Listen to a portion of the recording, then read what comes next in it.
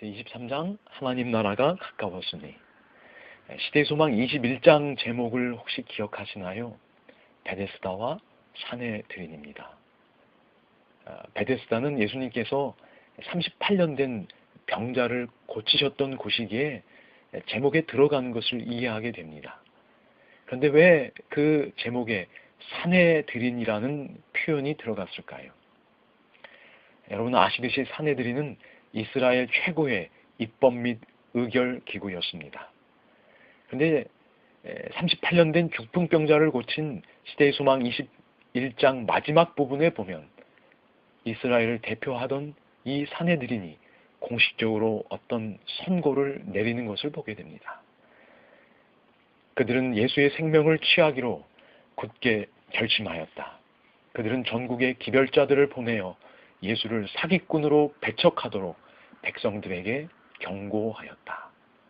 무슨 의미인가요?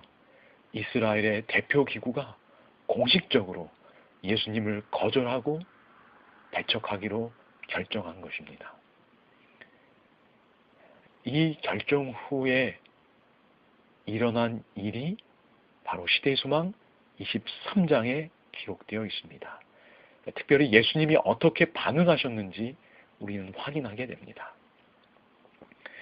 시대의 소망 23장을 펴면 첫 문장이 바로 마가복음 1장 14절 15절입니다.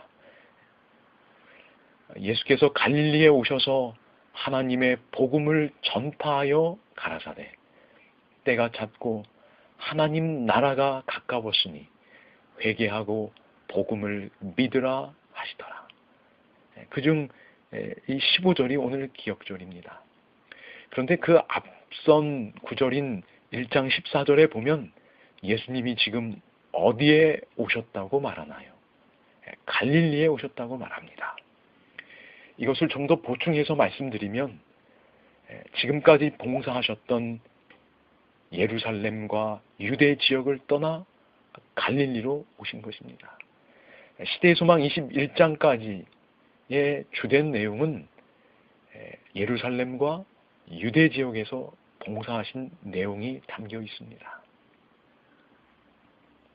그런데 이제 그곳을 떠나 23장에 이르게 되면 갈릴리로 오시게 되는 것입니다. 그럼 예수님이 그들에게 상처받아서 그들을 향한 마음의 문이 좁아져서 떠나신 것인가요? 그렇지 않습니다.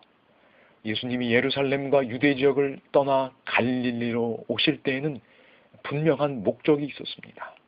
오늘 시대의 소망 묵상 구절은 예수님이 가지셨던 그 목표를 보여줍니다. 사내들이는 그리스도의 기별을 거절하고 오히려 그를 죽이려고 열중하였다. 그러므로 예수께서는 예루살렘과 제사장들과 성전과 종교적 지도자들과 율법에 정통한 사람들에게서 떠나서 당신의 기별을 선포하시고 복음을 만국에 전파할 자들을 모으시기 위하여 다른 계층의 사람들에게로 향하셨다. 왜 떠나실 수밖에 없었나요? 어떤 목표를 가지고 갈릴리로 오셨나요? 그분은 복음을 만국에 전파할 자들을 필요로 하셨습니다. 그런데 유대 지도자들이 그 초청을 거절하였습니다. 그래서 예수님은 어쩔 수 없이 다른 계층의 사람들을 찾아서 갈릴리로 오신 것입니다. 그래서 조금 뒤인 시대의 소망 25장에 보면 드디어 갈릴리 해변에서 제자들을 부르시고 제자들 역시 배와 그물을 버려두고 복음의 일꾼이 되기 위하여 예수님을 따라 나서는 장면을 보게 됩니다. 오늘 기억절, 이것은 예수님이 예루살렘과 유대 지역을 떠나 갈릴리에 오셔서 외치신 것입니다. 가라사대 때가 찼고 하나님 나라가 가까웠으니 회개하고 복음을 믿으라.